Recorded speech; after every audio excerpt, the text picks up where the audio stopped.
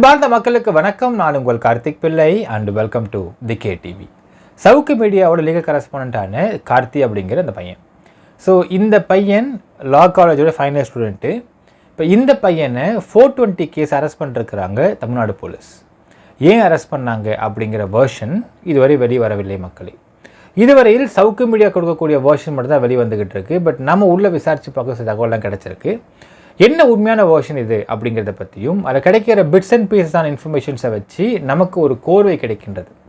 அது என்ன அப்படிங்கிறத பற்றியும் ஏன் கார்த்தி அரெஸ்ட் பண்ணப்பட்டிருக்கிறான் அப்படிங்கிறத பற்றியும் டீட்டெயில்டாக பார்க்க போகிறோம் இந்த பதிவில்.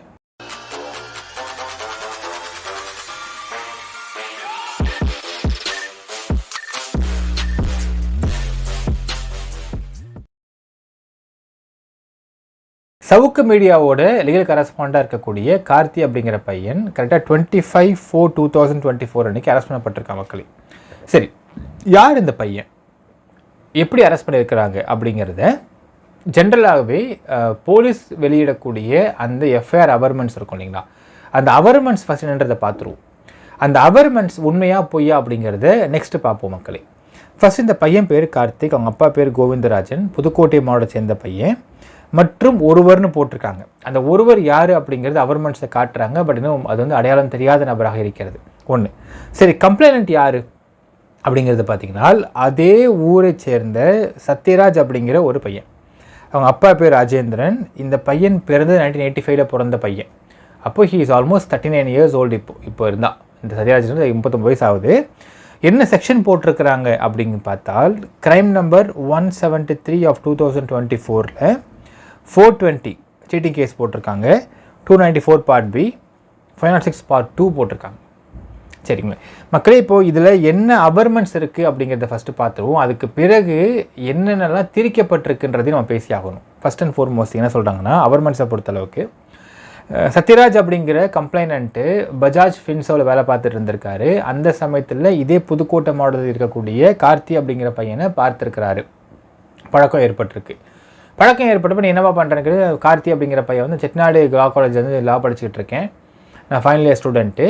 அது மட்டும் இல்லாமல் நான் வந்து மெட்ராஸில் இருக்கேன் அப்படின்றப்போ, அதுக்கப்புறம் ஒரு நாள் ஒரு மீட்டிங்கில் பேசின சமயம் ஒரு வாட்டி பேசுகிறப்போ இந்த மாதிரி இது எனக்கு செக்ரட்டேரியட்டில் ஆள் நிறைய பேர் தெரியும், அதனால் உங்களுக்கு செக்ரட்டரியில் யாராவது வேலை வாங்கி தரணும்னு இருந்ததுனால் நீங்கள் சொல்லுங்கள், நான் வாங்கித்தரேன்னு சொல்லி பேசினதாகவும், அப்போ எனக்கே வாங்கித்தாப்பா, எனக்கே தேவைப்படுது, நான் வந்து பஜாஜ் ஃபின்சோவில் வந்து கலெக்ஷன் ஏஜென்ட்டாக ஒர்க் பண்ணிட்டுருக்கேன், 20,000 ரூபா சம்பளம் கிடைக்குது மாதம் பத்த மாட்டேங்குது, எனக்கே தேவைப்படுதுன்னு சொன்னப்போ அப்படியா சரி ஓகே நான் வாங்கித்தரேன், ஆனால் அதுக்கு 3 லட்சம் செலவாகும் சொல்லியிருக்காங்க. அப்படின்னும் 3 லட்ச ரூபாய் செலவாகும் அப்படின்னால் ஃபஸ்ட்டு நான் சேர்த்து வச்சுருக்கிற பணம் 1 லட்சம் வச்சுருக்கேன், நான் அதை ஃபஸ்ட்டு கொடுத்துட்றேன், பேலன்ஸ் 2 lakhs நான் அப்புறமா தரேன் அப்படின்னு சொன்னதாகவும், அதற்கு பிறகு 11/2/2024 அன்றைக்கி இன்னொரு விஷயம், இந்த டேட்டுக்கு முன்னாடி பார்த்திங்கன்னா எனக்கு 1 lakh இருக்குது, நான் ஜிபே பண்ணுவான்னு கேட்ட மாதிரியும், ஜிபேலாம் பண்ண வேண்டாம், இது வந்து நோ ஆன்லைன் டிரான்சாக்ஷன்ஸ், நேராக வாங்கிக்கிறேன்னு சொன்னதாகவும், 11/2/2024 அன்னைக்கு திருச்சி பைபாஸ், புதுக்கோட்டை திருச்சி பைபாஸில் வந்து கார்த்தி இருந்ததாகவும், அந்த இடத்துல போயிட்டு சத்யராஜ் அப்படிங்கிற நபர் வந்து 1 lakh காசை வந்து கேஷாக கொடுத்ததாகவும், கேஷ் வாங்கினவுடனே ஒன்றும் கொல்லப்படாதீங்க நல்லா பார்த்துக்கிறேன், நான் வந்து விருகம்பாக்கத்தில் இருக்கக்கூடிய சர்க்குணா ஃப்ளாட்ஸ் தான் இருந்துகிட்ருக்கேன், வசிச்சுக்கிட்டு இருக்கேன், எப்போனாலும் நீங்கள் வீட்டுக்கு வாங்கன்னு சொன்னதாகவும், அதற்கு பிறகு தொடர்ந்து ஃபோன் பண்ணியும் ஃபோன் ரீச் ஆகலை, ஃபோன் எடுக்காமல் இருந்திருக்கு அப்படின்றதாகவும் 25/4/2024 அன்றைக்கி காலைல 11 மணி அளவில் அறந்தாங்கி எம்ஜிஆர் சிலை பக்கத்தில் நின்று இருந்திருக்காரு சத்யராஜ் அப்படின்னும், அப்போ வந்து முகத்தை பார்த்தால் அடையாளம் காண முடிந்த அடையாளம் தெரியாத ஒரு நபர் வந்துட்டு நீங்கள் தான் சத்யராஜன் கேட்டதாகவும் ஆமான்னு சொன்னதாகவும், அப்போ வந்து இந்தாங்க ஃபோனில் கார்த்தி இருக்காரு பேசுங்கன்னு சொன்னோடனே வாட்ஸ்அப் வாய்ஸ் காலில் இந்த பையன் பேசியிருக்கான் அப்படின்னும், இந்த மாதிரி பணம் வந்து நீ கொடுத்த பணத்தை வந்து நான் வேற ஒருத்தரை கொடுத்துட்டேன்,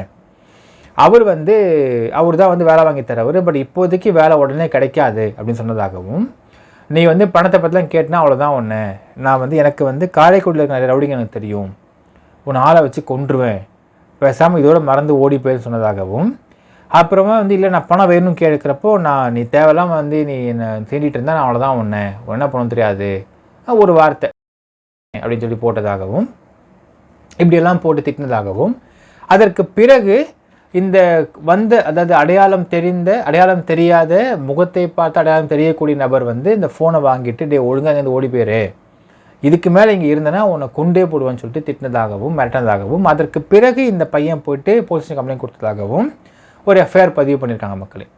அதன் அடிப்படையில் வந்து 173/2024 கிரைம் நம்பரில் ஒரு எஃப்ஐஆர் ரெஜிஸ்டர் பண்ணியிருக்கிறாங்க. அந்த எஃப்ஐஆர் என்ற section of 420 294 Part B finance Part 2 போட்டிருக்காங்க மக்களே. சரி, இதுதான் அவர்மென்ஸ். சரி, இப்போ இந்த அவர்மென்ஸு படித்தவொடனே வந்து ஓரளவுக்கு சட்டம் தெரிந்தவர்களுக்கு தெரியும், இது போலீஸ் எழுதின அவர்மென்ஸ் தான். சரி, இது வந்து இது நடந்திருக்க முடியுமான்னு கேட்டால் டவுட்ஃபுல். எங்கே அதை முக்கியமாக பார்க்கணும். இந்த மொத்த விஷயமும் அப்படியே நடந்திருக்க முடியுமா அப்படின்னு கேட்டால் டவுட்ஃபுல் தான் அப்படின்னு புரிஞ்சிக்க முடியும். சரி, இப்போ இதை பற்றி நாம் சில விஷயம் விசாரித்து பார்த்தோம். உண்மையாக நடந்துச்சா அப்படின்னு விசாரித்து பார்க்குறப்போ நமக்கு தகவல் கிடைக்குது மக்களே. என்ன தகவல் நான் கூட பகிர்ந்துக்கிறேன் பாருங்கள். அதாவது இந்த கார்த்தி அப்படிங்கிற பையன் செட்டிநாடு லா காலேஜில் ஃபைனல் இயர் படிச்சுக்கிட்டு இருக்கான். ஆமாம், அந்த பையன் வந்து ஆல்மோஸ்ட் 2+ இயர்ஸாக வந்து சவுக்கு சங்கர் கூட பழக்கத்தில் இருந்த ஒரு பையன். சவுக்கு மீடியா அப்படின்ற விஷயம் ஆரம்பித்த உடனே நீ லா படிச்சுக்கிட்டு இருக்க, எப்படி இருந்தால் அடுத்து லா பண்ணி ப்ராக்டிஸ் பண்ணலாம், நீ போயிடுவேன். ப்ராக்டிஸ் பண்ணுற ப்ராக்டிஸ் பண்ண இன்ட்ரெஸ்ட்லாம் பெருசாக கிடையாது, பட் நான் கம்பெனி தான் சேர ஆசைப்படுறேன்னு சொன்னோடனே அப்படி என் கம்பெனிக்கே வந்து என் கம்பெனியில் வேலை பாரு சொன்னதாகவும், அதுக்கு பிறகு தான் அந்த கார்த்தி அப்படிங்கிற பையன் வந்து சவுக்கு மீடியா போய் சேர்ந்துருக்கான். சவுக்கு மீடியா ஆரம்பித்து போய் சேர்ந்துட்டான். சேர்ந்ததுக்கு பிறகு அது ஒரு இது இருக்குல்ல மக்களே, நான் மீடியா ஹவுஸில் வேலை பார்க்குறேன், நான் சவுக் சங்கர்கிட்ட வேலை பார்க்குறேன்னு சொல்லி தெரிஞ்சவனே அப்போ ஊரில் வந்து அவனுக்கு சில மக்கள் இப்போ சில பேர் வந்து கிரேஸாக இருந்திருக்கிறாங்க அப்படின்னும். இன்னொரு விஷயம் முக்கியமாக பார்க்கணும் மக்களே, அதாவது இது நான் வந்து டீட்டெயிலாக வேறு வீடியோவில் பேச போகிறேன், பட் இப்போ நான் கிளிம்ஸாக கொடுத்துட்றேன்.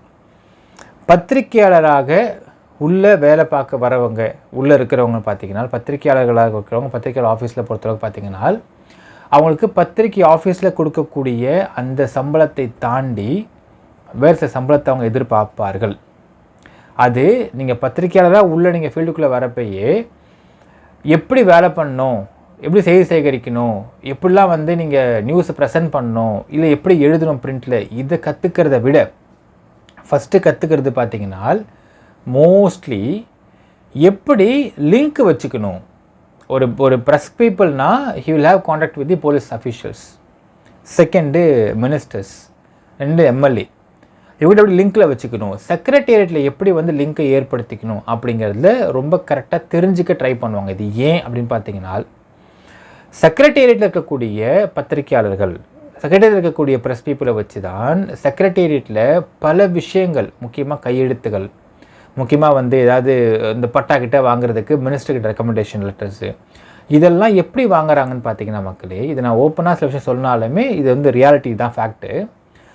அங்கே இருக்கக்கூடிய ஓஏஸ் இருப்பாங்க, அதாவது இங்கேருந்து செக்ரட்டேரியட் பத்திரிகையாளர்கிட்ட போகும். அவங்க என்ன பண்ணுவாங்க, அங்கேருந்து ஓஏக்கு லிங்க் பண்ணுவாங்க.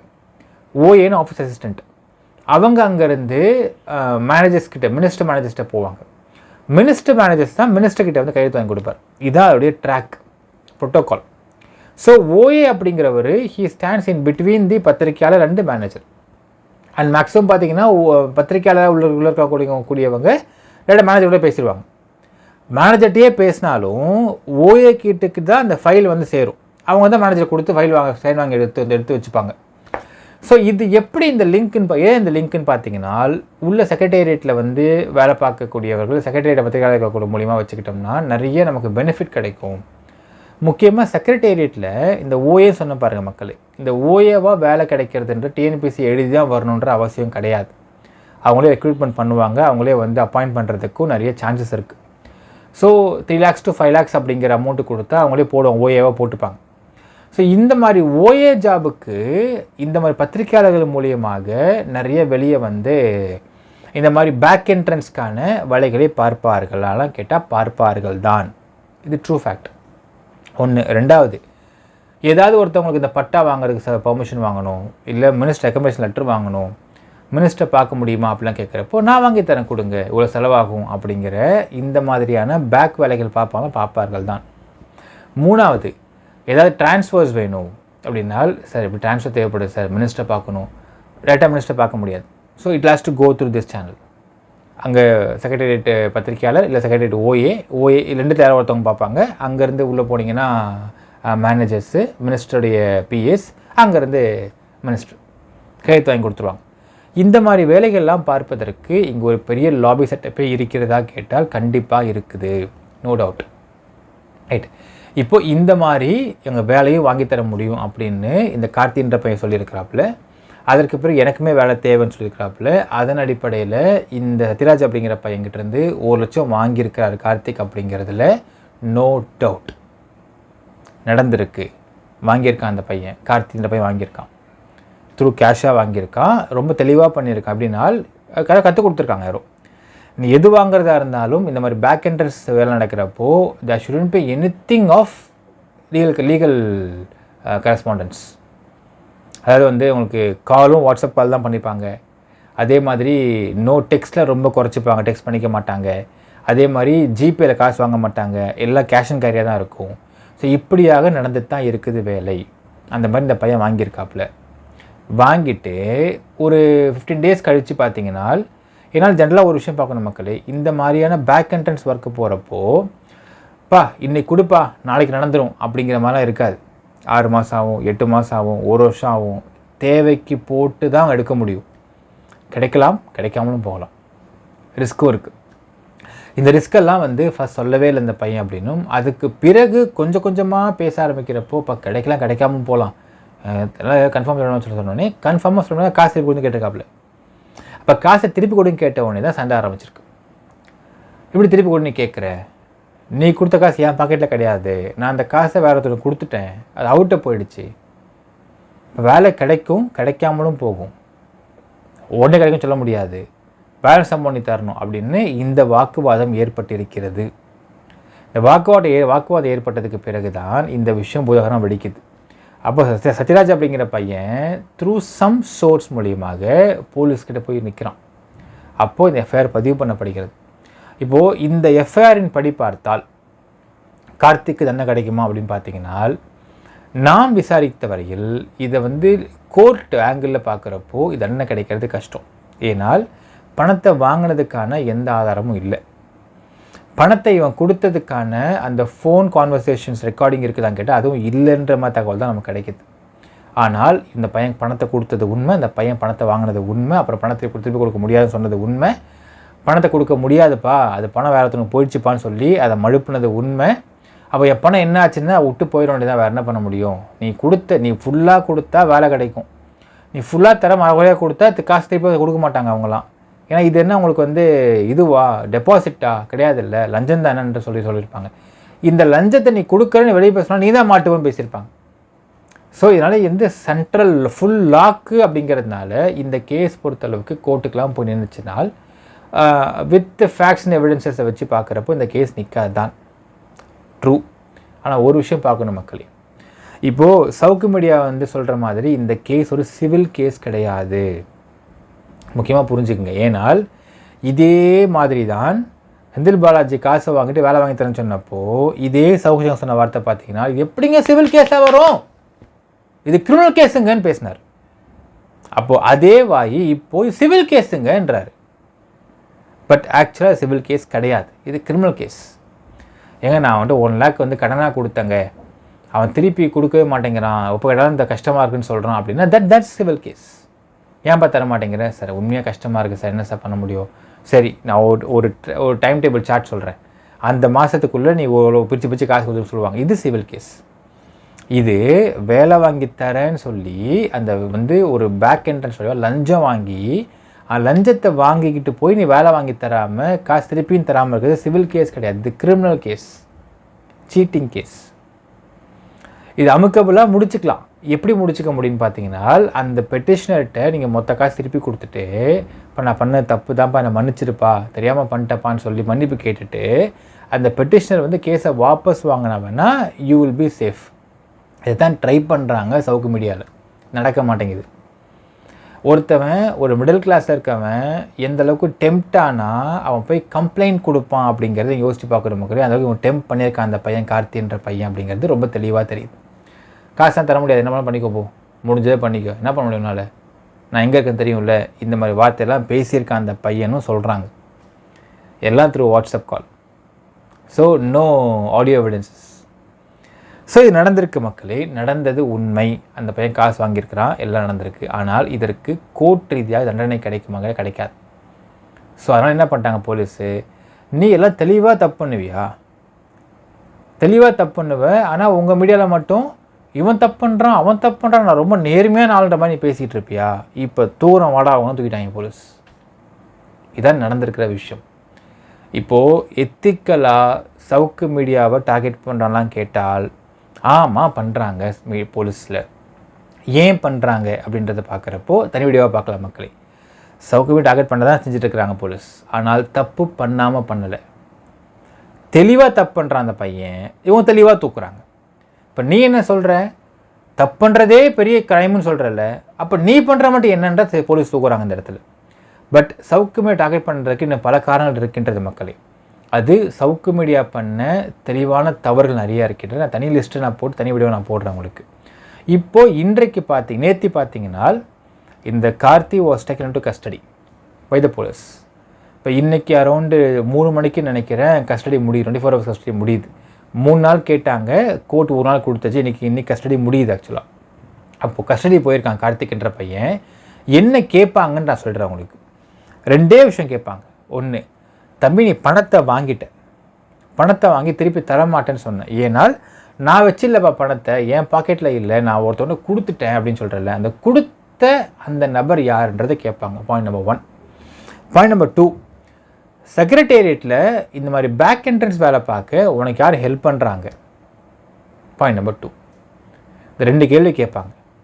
இப்போ அடுத்தது, சவுக்கு சங்கர் ஏன் பயங்கரமாக கதறிட்டு இருக்கான் அப்படின்னு பார்த்தீங்கன்னா மக்களே, இந்த கார்த்தி அப்படிங்கிற பையன் இன்றைக்கி சேர்ந்த பையன். அவன் he is not even journalist, he is a legal correspond மட்டும்தான். ஒரு வீடியோ போடுறாங்க ஒரு சேனல்னா அந்த வீடியோவில் லீகலாக இஷ்யூஸ் வருமா வராதான்றதை பார்க்குறது மட்டும்தான் கார்த்தியோடைய வேலை. ஆனால் இந்த பையனுக்கு செக்ரட்டேரியட்டில் வேலை வாங்கி கொடுக்குற அளவுக்கு லிங்க் யார் இருக்க முடியும் அப்படின்னு கேட்டிங்கன்னா மேபி முத்தலிஃப் ஆர் சவுக்கு சங்கர். இப்போது நீ வாங்கப்பா, நமக்கு ஆள் இருக்குது, பார்த்துக்கலாம், ட்ரை பண்ணுவோம், கிடைச்சா லக்கு, கிடைக்கலாம், அவ்வளோதான், தூக்கி முடிஞ்சு போச்சு, இந்த பணம்லாம் திருப்பிலாம் கிடைக்காது பார்த்துக்க அப்படின்னு பேசக்கூடிய நபர்கள் யாராக இருக்க முடியும் பார்த்தீங்கன்னா மேபி சவுக்கு சங்கர் ஆர் முத்தலிஃப். இப்போ என்னன்னா, இந்த பையன் ஒரு தேர்ட் பர்சனாக மிடில் மேனாக காசை வாங்கிட்டான். இந்த காசு சுவாஹா, அவ்வளோதான், முடிஞ்சு போச்சு, திருப்பிலாம் கிடைக்காது, கொடுக்கறது லஞ்சம், இப்படி திருப்பி கிடைக்கும். இப்போது இந்த விஷயம் என்ன பண்ணுவாங்கன்னு பார்த்தீங்கன்னா மக்களே, இவன் போலீஸ் ஸ்டேஷன் போகிறாங்கிறான் அப்படிங்கிற மாதிரி போவானா போக மாட்டானா அப்படிங்கிறத அனலைஸ் பண்ணியிருப்பாங்க. அவன் மிடில் கிளாஸு, போனால் அவனுக்கு இந்த ஆதாரம் கிடையாது, சாட்சி கிடையாது, ஒன்றுமே கிடையாது, எப்படி அவன் போக முடியுன்றதை பார்த்துருப்பாங்க. So no evidence no witness அப்படிங்கிறதுனால இவன் போக மாட்டான்னு நினச்சிருப்பாங்க. இவன் போயிட்டான் அந்த பையன். இப்போது இவனை கேட்பாங்கன்னா, ஒன்றை இந்த மாதிரி வாங்க வச்சது யார், வாங்க சொன்னது யார் நம்பி நீ வாங்கினேன், முத்தலிஃபா இல்லை சவுக்கு சங்கரா அப்படின்னு கேட்பாங்க போலீஸ். இப்போ கார்த்தி இந்த பதிலை சொல்கிறாதரா, நீ பதிலே சொல்கிறாத, நீ உண்மையிலே ப்ளேம் எடுத்துக்கோ, நாங்கள் வெளியே கத்திக்கிட்டு இருக்கோம், கூவிகிட்டு இருக்கோம், நாங்கள் இதை எப்படியாச்சும் டேக்கிள் பண்ணி கொண்டு வந்துடுவோம், உனக்கு சப்போர்ட் அங்கே இருக்கும் அப்படின்னு காமிச்சு கார்த்தி வாய் அடைக்கிறதுக்காக மட்டும்தான் இங்கே 2 பேர் குழம்பிட்டு இருக்காங்க. ஒன்று சவுக்கு சங்கர், இன்னொன்று முத்தலிஃப். யோசிச்சு பாருங்க மக்களே, ஃபஸ்ட்டு பிரதீப்ன்ற ஒருத்தவன் தான், அந்த பையன் தான் கூட இருந்தான் சவுக்கு சங்கர் கூட. அவன் ஃபஸ்ட் டைம் ஏதோ மீம் ஒன்று போட்டு அவன் அரெஸ்ட் பண்ணாங்க, அரெஸ்ட் பண்ணிட்டு வந்துட்டாங்க.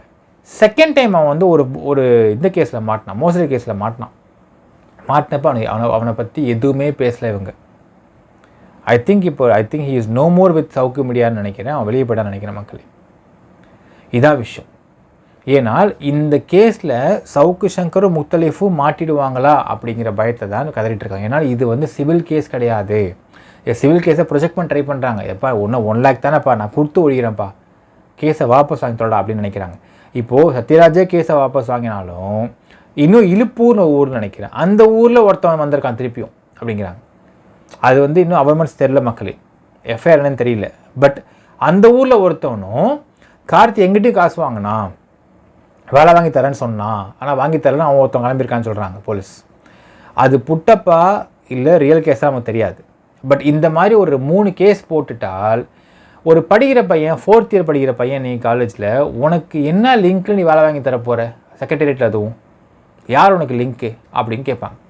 இப்போது உன் கெரியர் முக்கியமா இல்லை நீ காட்டி கொடுக்காமல் காப்பாற்றுறது முக்கியமான்னு கேட்பாங்க. இப்போ கார்த்தின்ற பையன் அப்பா எனக்கு கரியர் தான் முக்கியம், நான் இப்போ வர 17th எக்ஸாம் ஃபைனல் எக்ஸாம் இருக்குது, நான் எக்ஸாம் எழுதி நான் என்ரோல்மெண்ட் பண்ணணும், எம்எல்ஏ எஃப்ஐஆர் ஊழ்ந்துருக்குன்னப்போ நான் என்ரோல்மெண்ட் பண்ண முடியாது ஆகிடும், ஸோ என் வாழ்க்கை காலி ஆயிடும் அப்படின்னு நினச்சான் அந்த பையனால் அவன் வந்து யாரும் காட்டி கொடுத்துட்டு போகிறான். காட்டி கொடுத்தாலுமே இத்தனை பேட்டை காசு வாங்கி சவுக்கு சங்கர் கொடுத்துருக்குற இல்லை சவுக்கு மீடியாவில் கொடுத்துருக்குற யாராவது கொடுத்துருக்குற அவங்க மூலிமா வந்து இந்த பணம் வந்து யாருக்கும் போகலை, வேலையும் வாங்கித்தரல அப்படின்னால் ஆட்டோமேட்டிக்காக மோஸ்ட்லி கேஸ் அப்படிங்கிறது சவுக்கு சங்கர் மேலேயும் விழும், யாராலும் அவங்க மேலேயும் விழும். முத்தலிஃபா நம்ம தெரியல மக்களே யார் மேலேயும் விழப்போகுது. இதுதான் கேட்க போகிறாங்க இந்த விசாரணையில். ஸோ இதுக்கு பயந்துக்கிட்டு தான் எல்லா மீடியாவும் பேசுங்க, யாரும் ஏன் பேச மாட்டேறீங்க, ஒரு 4th இயர் படிக்கிற பையன் அவனை வந்து தப்பாக அரெஸ்ட் பண்ணிட்டாங்க அப்படிங்கிறான். தப்பாக அரெஸ்ட் பண்ணியிருக்காங்க அப்படின்னால் அவன் காசே வாங்கலை, 1 லட்சம் கொடுக்கவே இல்லை அப்படின்னு எங்கேயுமே பேசலை. கொடுத்துருக்கலாம், ஏன் 1 வருஷம் வெயிட் பண்ண மாட்டியா நீ, 1 வருஷம் வெயிட் பண்ண மாட்டியா நீ, அவ்வளோ அவசரமாக உனக்கு அப்படிங்கிறாங்க. ஸோ இதான் விஷயம் மக்களே, இது நடந்த உண்மை. இப்போ இதில் யார் மாட்ட போகிறாங்க அப்படிங்கிறத பொறுத்தான் பார்க்க வேண்டும். இது சிவில் கேஸ் கிடையாது, இது பக்கா கிரிமினல் கேஸ். யோசிச்சு பாருங்களேன், ஒரு 4th இயர் படிக்கிற பையன் இப்போ நிறைய லாயர்னு சொல்லிட்டு புரோக்கரில் பாட்டிருக்கானுங்க. ஒரு 4th இயர் படிக்கிறப்பயே இவன் இந்த திருட்டு வேலை பார்க்குறான் அந்த பையனா, இவன் படிச்சுட்டு வெளியே வந்து என்ரோல்மெண்ட் பண்ணி என்ன திருட்டு வேலை பார்ப்பான் இந்த பையன், எவ்வளோ திருட்டு வேலை பார்ப்பான். ஊழல் இருக்கக்கூடாது, லஞ்சம் இருக்கக்கூடாது, லஞ்சம் இல்லாத இது விழணும், இவன் தப்புன்ட்டான் அவன் காசு வாங்கிட்டான்னு பேசக்கூடிய நீங்கள் உங்கள் ஆளை ஒன்று வச்சுக்கிட்டு நீங்கள் காசை வாங்கிக்கிட்டு நீங்கள் வந்து வேலை வாங்கி தரேன்னு சொல்லி போய் ஏமாற்றிட்டு இருப்பீங்களா? ஏமாத்துறான் 2ஆம் பட்ச விஷயம், வேலை வாங்கி தரேன்னு எப்படி காசு வாங்கலாம்? அப்போது பேக் என்ட்ரன்ஸ் மூலிமா ஒரு ஓஏ ஜாப் நீ வாங்கி கொடுக்கறது கூட நீ காசு வாங்கி பண்ணுறனால் அப்போ இது ஊழல் கிடையாதா, இது லஞ்சம் கிடையாதா? அப்போ நீ என்ன டிவிஎஸ் என்ன புடுத்திக்கிட்டு இருந்த? அப்போ நீ என்னத்தை நீ நேர்மையான அரசியல்வாதி, நேர்மையான நீ பொலிட்டிஷியனாக, நீ நேர்மையான நீ ஜேர்னலிஸ்ட்டாக இருக்கிற, அப்போ நீ என்ன நேர்மையான பொலிட்டிஷியன் பற்றி நீ பேசிகிட்டு இருக்கிற? நீ எப்படி மற்றவன் தப்பு பண்ணுறான்னு நீ சொல்கிற? அப்படி இவ்வளவு கேள்வி இருக்குது மக்களே. இந்த கேள்விக்கெல்லாம் தகுதி இல்லாத ஆள் தான் சவுக்கு சங்கர் அப்படிங்கிறத காட்டணுன்றக்காகத்தான் இந்த வேலையை போலீஸ் பண்ணிருக்கிறாங்க.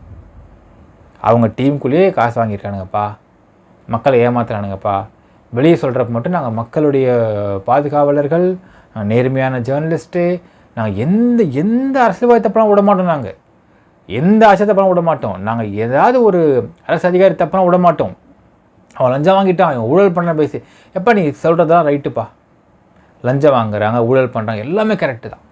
உனக்கு வந்து இந்த ஆட்சியாளர்களாக இருக்கட்டும், இங்கே இருக்கக்கூடிய அஃபிஷியல்ஸ் யாருமே லஞ்சம் வாங்காமலாம் இல்லை, மேக்ஸிமம் லஞ்சம் வாங்குறாங்க. எல்லோரும் எக்ஸ்போஸ் பண்ண முடியல. ஒரு பேர் நான் சொல்கிற மக்களே, அவர் பேர் ஏகே விஸ்வநாதன் பேர், ஐபிஎஸ் ஆஃபீஸர். அவர் வாங்காத லஞ்சமா, அவர் பண்ணாத வேலையா, அதை பற்றி ஒரு வார்த்தை கூட வராது. அப்போ என்ன அர்த்தம்? சவுக்கு சங்கர் டார்கெட் பண்ணுறது பூரா பார்த்தீங்கன்னா நேர்மையான அஃபீஷியல்ஸ், நேர்மையான ஆஃபீஸர்ஸை அவன் தப்புன்ட்டான், இது பண்ணிட்டான், அது பண்ணிட்டான்னு தப்பாக நீ வந்து கலப்பிக்கிட்டு இருக்கல, நீ தப்பு பண்ணுறல, இதை நான் காட்டுறேன்ப்பா அப்படின்னு காட்டுறாங்க போலீஸ். இதான் ஒரு விஷயம் மக்களே. ஸோ இந்த ஒரு வழக்கில் இன்னும் ஒரு வாரத்தில் தெரியும் யார் யார் மாட்ட போகிறாங்கன்ற தெரியும் மக்களே. அண்ட் சவுக்கு சங்கர் ஏன் டார்கெட் பண்ணப்படுறாங்க, சவுக்கு மீடியா டார்கெட் பண்ணப்படுறாங்க அப்படிங்கிறது நான் தனி வீடியோ நான் போட போகிறேன். அதை பார்க்குறப்ப உங்களுக்கு தெரியும். ஒரு ரமணா படத்தில் வரும் பாருங்க, எப்பா லஞ்சம் வாங்குறவனை பூரா ஒருத்தன் வெளியே சொல்கிறான்னா இப்போ யாராக இருப்பான்? லஞ்சம் வாங்காதானா இருப்பான்ப்பா, வா செம்ம கேட்சுன்பாங்க. அதுதான், அதாவது ஒரு ஃப்ராடுத்தனம் பண்ணக்கூடிய ஆஃபீஸர்ஸை பூரா வெளியே சொல்கிறதுக்கு யார் இருக்க முடியும் அப்படின்னு கேட்டால் ஒரு நேர்மையான ஒரு ஆஃபீஸராக இருக்கலாம், இல்லை நேர்மையான ஒரு பத்திரிக்காரனாக இருக்கலாம். ஆனால் நேர்மையான பத்திரிக்காரனை பூரா நேர்மையான ஆஃபீஸர்ஸை பூரா இவன் இது பண்ணிட்டான், அது பண்ணிட்டான், இது தப்பு பண்ணிட்டான், அது தப்பு பண்ணிட்டான்னு எப்படி ஃப்ரேம் பண்ணி அவன் சார்ஜஸ் அவங்க மேலே வைக்கிறான், கிளைம் பண்ணுறான். அப்படி பண்ணி எப்படி அவங்கள வந்து உடைச்சிட்டு எப்படி நேர்மை இல்லாத ஆஃபீஸர்ஸை இவனுக்கு தோதான ஆள் அந்த இடத்துல வர வச்சு வேலையை சாதிச்சுக்க ட்ரை பண்ணுறான் அப்படிங்கிற மாதிரி ஆட்களை இப்படி போட்டு சும்மா விடும் அப்படின்னு சொல்ல போகிற மக்களே. ஸோ சவுக் சங்கர் பண்ணக்கூடிய தவறுகள் எல்லாம் என்னன்றதை பற்றி டீட்டெயிலாக பார்க்க போகிறோம். இப்போ இந்த வழக்கு என்னன்றது நீங்கள் கமெண்ட்டில் மென்ஷன் பண்ணுங்கள். நன்றி, வணக்கம்.